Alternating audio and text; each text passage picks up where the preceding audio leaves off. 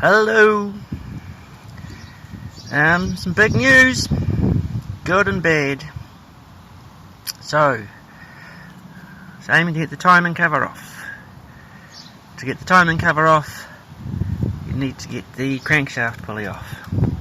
And thanks to the much needed advice, I can't remember, sorry, right now, been a big day.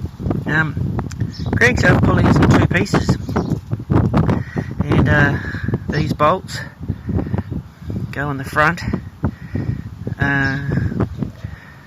I just didn't think there's a nut on the back, and while the bolts were turning away at the front and I could pull them and move them, nothing was happening. Anywho, thanks to my beautiful, amazing wife, she looked at the other engine and said, well, there's nuts on the back. And sure enough, we were able to get a half-inch spanner in between there and there and hold the nut.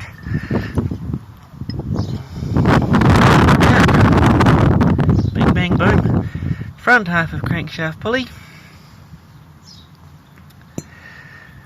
Back half of crankshaft pulley with said big nut. Well, it's up there at the moment, but anyway, so that bit there obviously engages with the crankshaft. I think they call that a woodruff key, don't they? Anywho, he's off. Next bit was easy peasy. Please forgive the ongoing environmental disaster. I chopped up my firewood with the handsaw the last 2 days, so I'm trying to balance things out, but blame Land Rover. Inside of timing cover, and apologies again, I couldn't resist, but I have cleaned up a little bit. But this is where I saw the rat poop the other day when it was attached, and we'll get a little bit more of that later. But a little bit of cack, obviously. There was more because the distributor had been removed and the retaining bolt, and so shite was falling down into there. Good news is that our wee distributor drive still turns nicely, and that's connected to the oil pump, I suspect, by the little puddle that's increasing. Bit of a seal there. Oh, I hope she's still happy. Anywho, that came off relatively easy. Yes, gasket, some bolts, and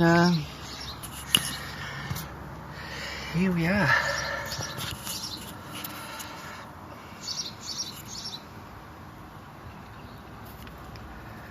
One timing chain,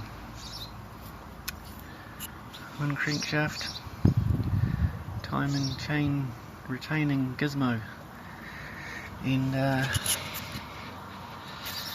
what I can do is this does turn a little bit, and you probably can't see it on the camera, but camshaft is moving all the way through to the end. Chain's in good nick. No real problems there. My wife pulled a rat poo out of there. But I'll do this with one hand, which probably won't work because I can't see what you can see and what I'm seeing. He goes on there.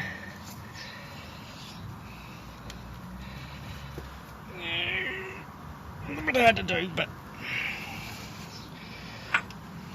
still seized. This was the only other bit that I couldn't see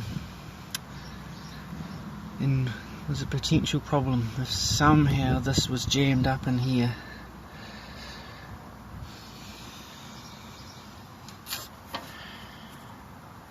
I've been back underneath and stared up at the crankshaft and the conrods and the main bearings and the big end bearings and the little end bearings and the pistons and the sleeves, and I can't see anything wrong.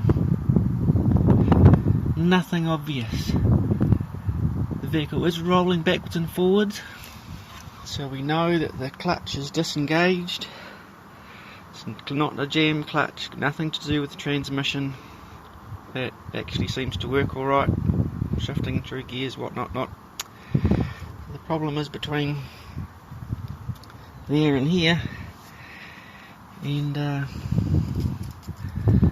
I don't know what it is.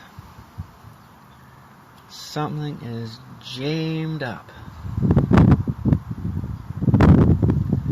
Some of the pistons, one of my advice I had, neighbour said bottom of the pistons look virtually new. Yeah, do you want to have another look? Alright.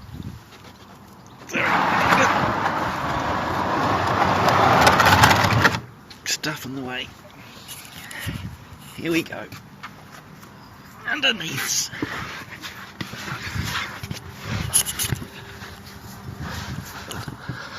Oh, she's a bit dark down here.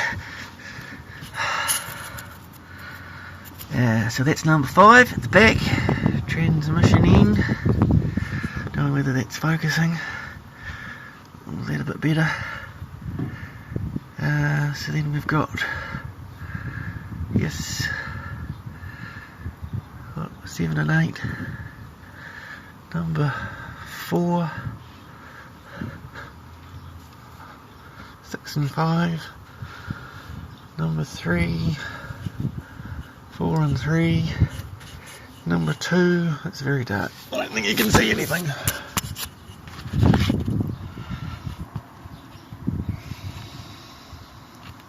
3. There's 1, 2, 3, 4, 5. Yep. Anywho. Oh, sorry.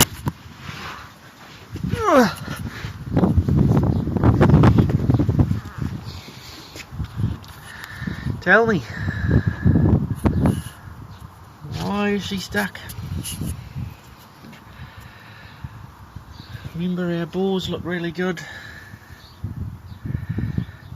on the below too. You can see they're filling it with a little bit of wind-blown shit, because wind-blown shit. Anywho, I've prattled on and on and on. I'm exasperated, dumbfounded, stuck, more than it is. I guess really the next and only step is that the rest of that has to come out and turn it over, and we start taking off big end bearings, remove pistons, obviously camshaft and lifters camshaft, and then main bearings, and then crankshaft. Okay. Help.